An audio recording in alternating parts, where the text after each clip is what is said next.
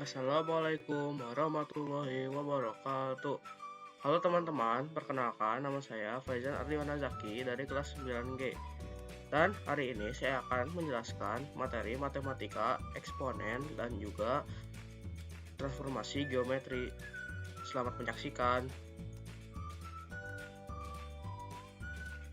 Eksponen sendiri itu adalah bilangan berpangkat, yaitu cara menulis perkalian berulang suatu bilangan dengan dirinya sendiri. Contohnya, seperti ini. Misalkan 2 dipangkatkan 3. Jadi itu tuh adalah perkalian 2 yang berulang-ulang. Jadi seperti ini, 2 dikali dengan 2 dikali dengan 2. 2 kali 2 berapa? 4. Kali 2 lagi 8. Jadi hasilnya adalah 8.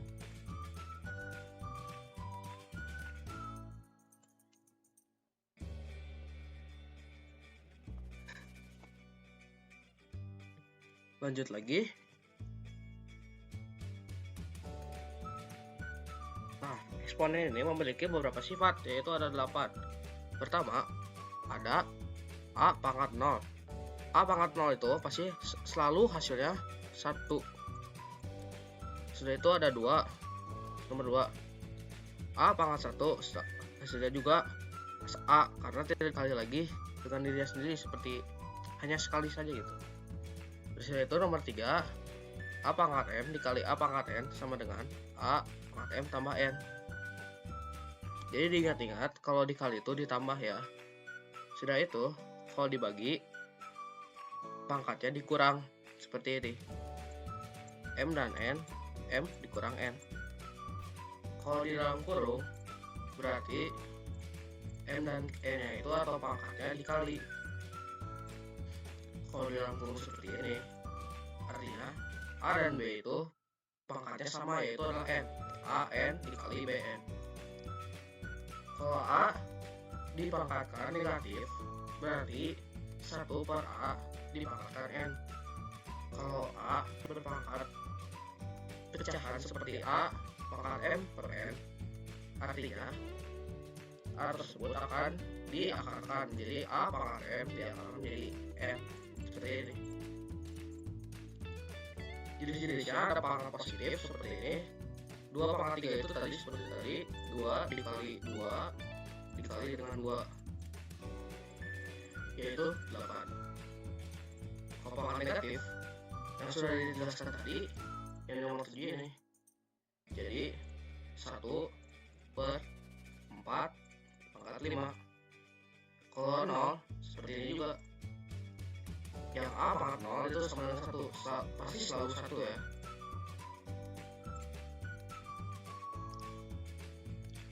Nah, selanjutnya kita akan masuk ke dalam contoh soal.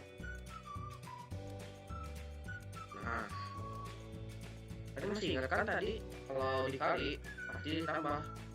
Jadi 4 dipangkatkan 5 dikali 4 pangkatkan 3, itu adalah 4 pangkat 5 ditambah dengan 3. Hasilnya berapa? Yap, 4 pangkat 8. Ingat-ingat, cara ini hanya berlaku apabila basis dari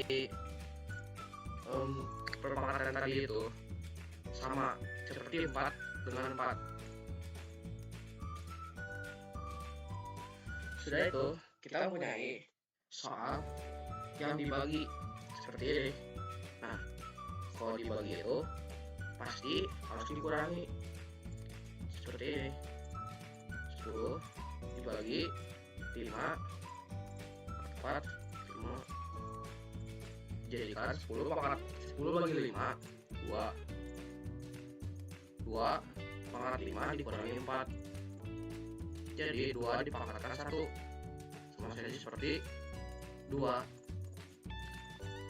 Udah kan? Sekarang kita lanjut ke akar.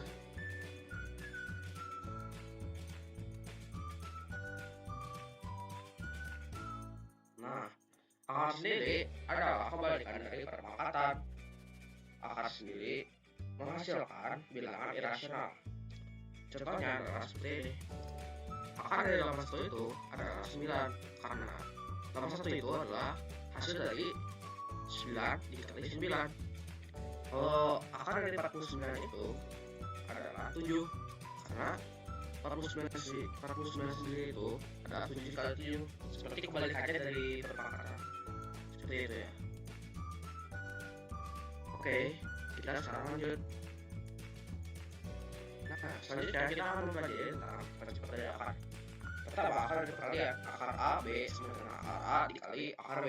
Jadi misalkan kalian mempunyai akar 6 dikali dengan 3. Artinya sama saja dengan akar 6 dikali akar 3. Sudah itu ada akar pembagian. Akar pembagian itu adalah akar A per B sama dengan akar A per akar B. Nah, contohnya seperti kalian memiliki akar dari 6 per 3. Itu sama saja dengan akar 6 dibagi dengan akar 3. Seperti ini. Nah, selanjutnya mengeluarkan faktor dari akar. Jika A sama dengan B akar 2 dikali C, maka akar A sama dengan B akar C. Contohnya seperti ini. Kalau akar 75 itu berapa dikali berapa? Ya, 25 dikali 3. 25 sendiri itu bisa dikeluarkan karena 25 yang akar itu hasilnya adalah 5. Jadi akan seperti ini. Mudah kan? Oke, kita lanjut ke contoh soal. Nah, sekarang kita akan masuk ke contoh soal. Nah, kita mulai ke contoh soal akar dari 49.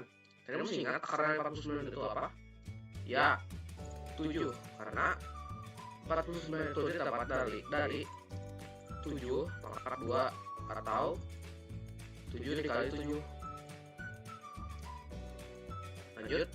Nah, akar dari 75 itu disederhanakan menjadi akar tadi itu adalah salah satu sifat dari akar, yaitu bisa dikeluarkan. Nah, 275 sendiri itu adalah 25 dikali dengan 3. Nah, jadi 25 itu bisa dikeluarkan karena 25 itu adalah hasil dari 5 pangkat 2 atau 5 dikali 5. Artinya 5 ya akar 3. Seperti ini. Nah, lanjut. Kita mempunyai 3 akar 5 dikurangi akar 45. Nah, yang disederhanakan itu adalah yang akar 45 sendiri. Jadi dimana akarnya harus sama dengan yang ini, yaitu akar 5. Jadi kalau mau dikurangi itu harus sama akarnya, seperti akar 5 dengan akar 5, akar 2 dengan akar 2, dan seterusnya. Jadi kita akan membuatnya seperti ini.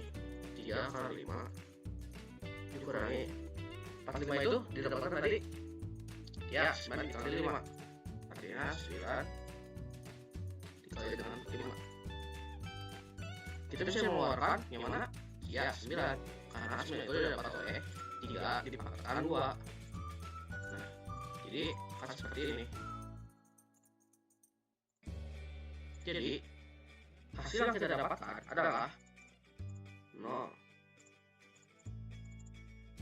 Lanjut, kita mempunyai akar 27 per akar 3. Nah, ini juga termasuk dari sifat-sifat yang tadi kita sudah bahas. Akar 27 sendiri bagi 3 akan menjadi akar 27 dibagi akar 3. Seperti ini, yang menghasilkan akar 9. Yang bisa disederhanakan menjadi 3 karena 9 itu adalah hasil dari 3 mengangkat dengan 2 atau 3 dikali 3. Udah kan? Oke, sekarang kita lanjut ke transformasi geometri.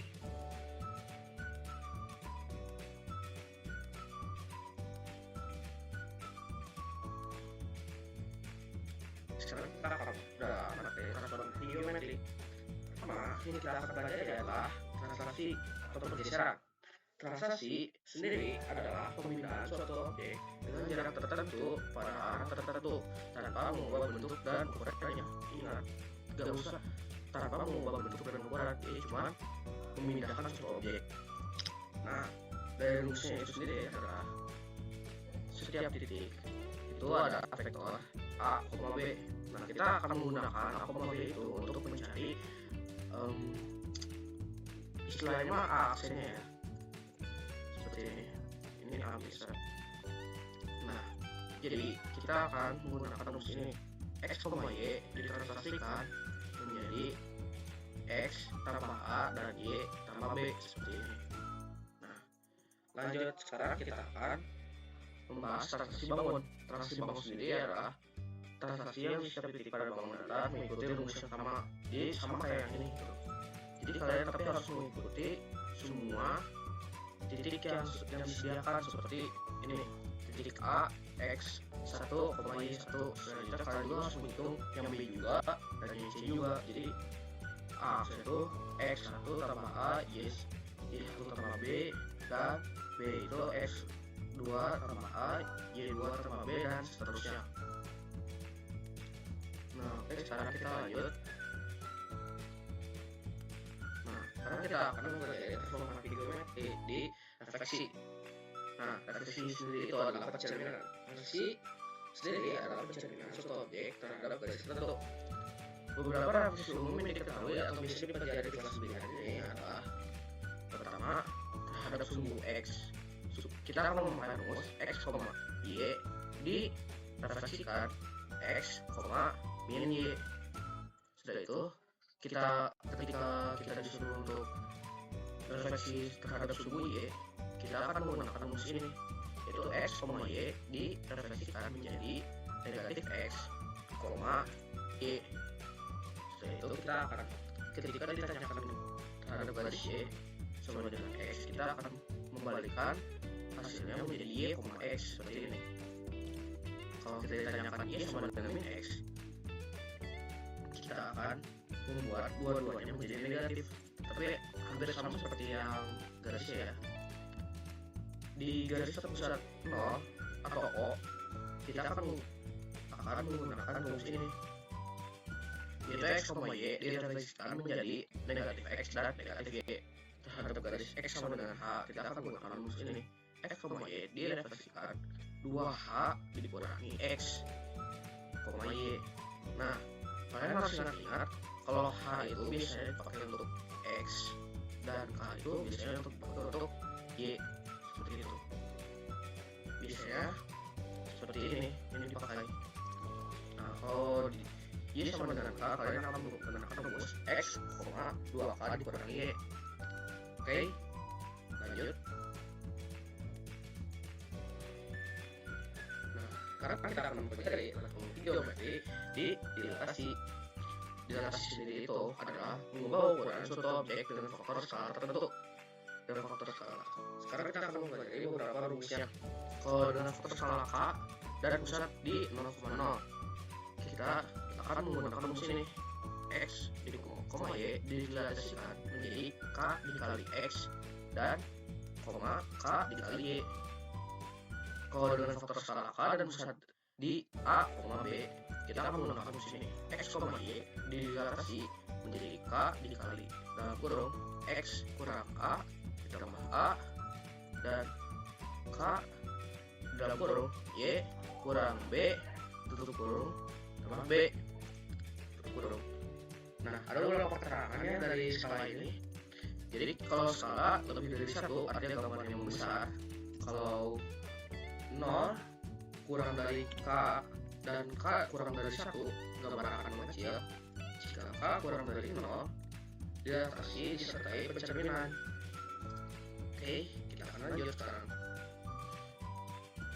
Nah, sekarang akan mempelajari transformasi geometri rotasi. Rotasi adalah perputaran suatu objek terhadap titik pusat, biasanya titik O. Rotasi dalam pusat titik O biasanya menggunakan rumus seperti ini, 90 derajat atau sesar jarum jam itu X, Y dirotasikan menjadi Y, min X. Kalau kita menggunakan berlawanan jarum jam, Nah, berarti kita akan melakukan rumus X, Y dirotasikan menjadi negatif Y, X. Kalau 180 derajat berlawanan arah dan arah jarum jamnya sama rumusnya, yaitu adalah X, Y dirotasikan menjadi negatif X, negatif Y.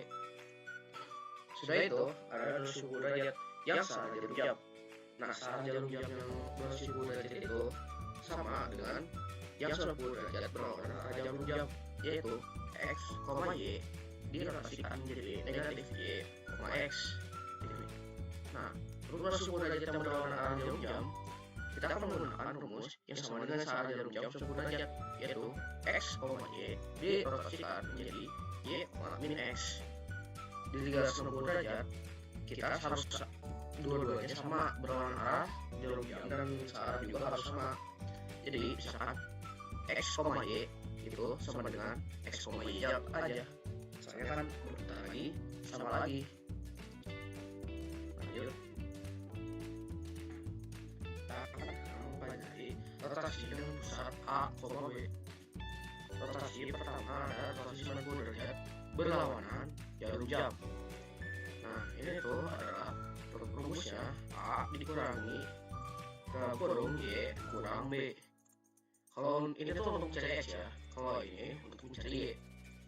Kalau untuk mencari Y, B ditambah dalam kurung X dikurangi A. Ingat, yang dikerjakan dulu ada yang di dalam kurungnya. Yang ini. Terus, ini 180 derajat. Ini tuh sama saja ya kalau berlawanan atau searah jarum jam, rumusnya tetap sama, jadi seperti yang 90 derajat dan 90 derajat. Nah, kita akan menggunakan rumus ini yang mirip-mirip dengan refleksi yang X sama dengan H dan Y sama dengan K. Ini untuk mencari X, yaitu ada 2A dikurangi X. Kalau untuk mencari Y, ada 2B dikurangi Y. Oke, lanjut. Di rotasi 210 derajat yang berlawanan jarum jam, kita punya rumus yang mirip-mirip dengan rotasi 90 derajat berlawanan jarum jam dan sama dengan rotasi 90 derajat searah jarum jam. Nah, kalau untuk mencari X, kita harus A ditambah Y dalam kurung Y kurang B. Ini sama harus dikerjakan yang di dalam kurungnya. Yang untuk mencari, kalau untuk mencari Y, B dikurangi dalam kurung X kurang A. Kalau rotasi 90 derajat searah jarum jam, rumusnya itu sama dengan rotasi 270 derajat berlawanan arah jarum jam, yaitu untuk mencari X, A tambah dalam kurung Y kurang B tutup kurung, dan untuk mencari Y adalah B dikurangi dalam kurung X dikurangi A. Untuk mencari 270 derajat searah jarum jam, rumusnya itu sama dengan rotasi 90 derajat berlawanan arah jarum jam. Nah, yang rumus yang dipakai itu adalah A dikurangi dalam kurung Y dikurangi B tutup kurung, dan untuk mencari Y adalah B ditambah dalam kurung X dikurangi A. Seperti ini. Sudah itu di rotasi 360 derajat mau berlawanan arah atau mau searah jarum jam, itu tuh sama rumusnya seperti yang 190 derajat yang tadi, yaitu pasti hasilnya sama. Kalau kita putarkan lagi, pasti hasilnya sama. Misalkan kita awalnya di sini, kita putarkan lagi di 190 derajat, pasti lokasinya juga di sini tetap. Lanjut. Kita akan masuk soal. Kita sekarang mempunyai titik A 2,3 ditranslasikan dengan vektor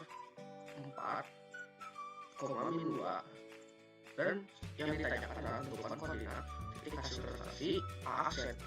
Nah, kita akan menggunakan rumus transaksi titik. Nah, ini mana A X, Y ditransaksikan menjadi X tambah A dan Y ditambah B. Nah, sekarang kita akan masukkan yang ada di sini. Pertama, A itu ada 2,3 ditransaksikan jadi 2 ditambah A nya berapa? 4. B-nya berapa? Oh, Y-nya 3 ya.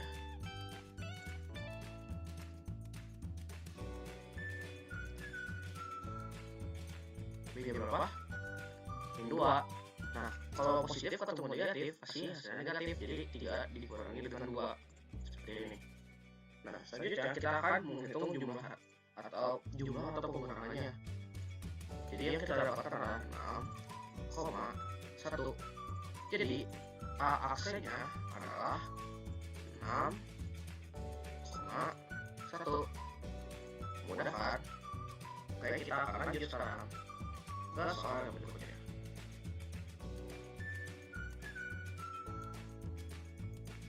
Nah, soal kedua, B 7,5 dicerminkan terhadap garis X sama dengan 3. Tentukan koordinat titik hasil refleksi B aksen. Yang rumus yang kita pakai adalah yang garis X sama dengan H. Nah, kita akan masukkan rumusnya seperti ini. X, Y direfleksikan menjadi 2H dikurangkan X, Y. Jadi ini. Nah, sekarang kita akan masukkan angkanya. Kita mendapatkan X-nya adalah 7 dan Y itu 5. Direfleksikan menjadi hanya berapa? 3. 2 dikali 3 adalah 6. Ingat, itu hasil dari 2 kali 3. Nah, X tadi yang didapat adalah 7 dan Y adalah 5. Nah, seperti ini.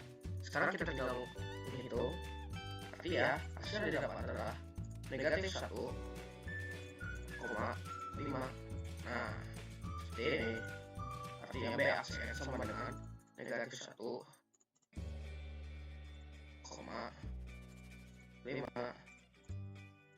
Mudah kan? Oke, kita akan lanjut ke soal berikutnya.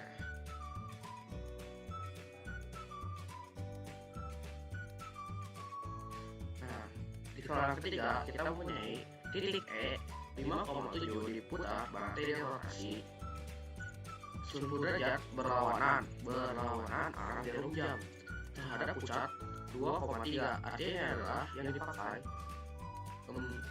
rumus pusat A, B. Tentukan koordinat titik hasil rotasi E aksen.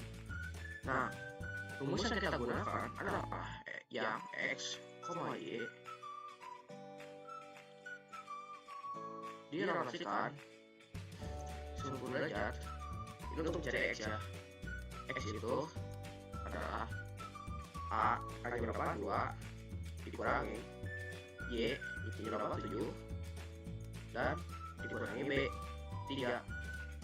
Untuk mencari Y kita harus menggunakan B ditambah X dikurangi A. Nah, sekarang kita akan hitung. Untuk X nya kita dapatkan 2 dikurangi dengan 4. Dan untuk Y kita dapatkan 3 ditambah dengan 3. Artinya kita mendapatkan negatif 2 dan ini 2 ya.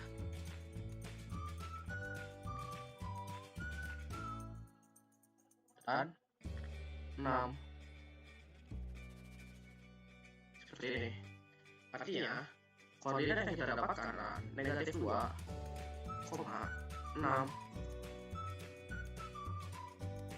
Mudah kan?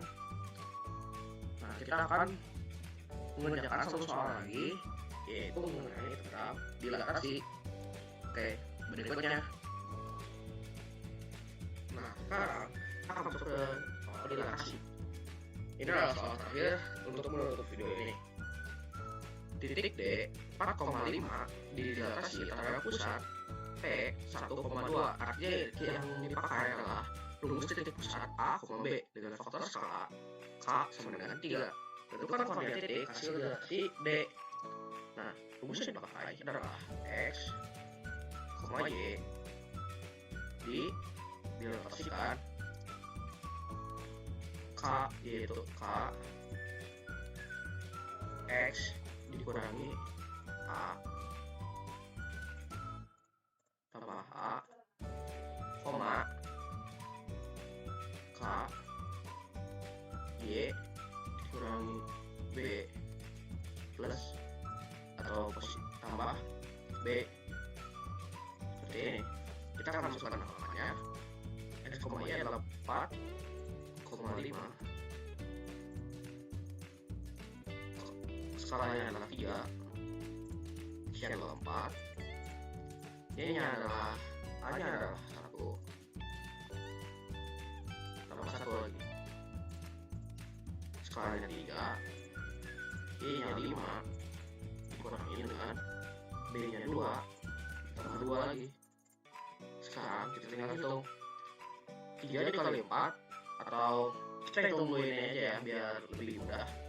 Berarti 3 dikali 3 tambah 1, koma 3 dikali 3 tambah 2. Nah, ini tuh yang kita dapatkan adalah 10, koma berapa? 9 tambah 2 11. Selesai.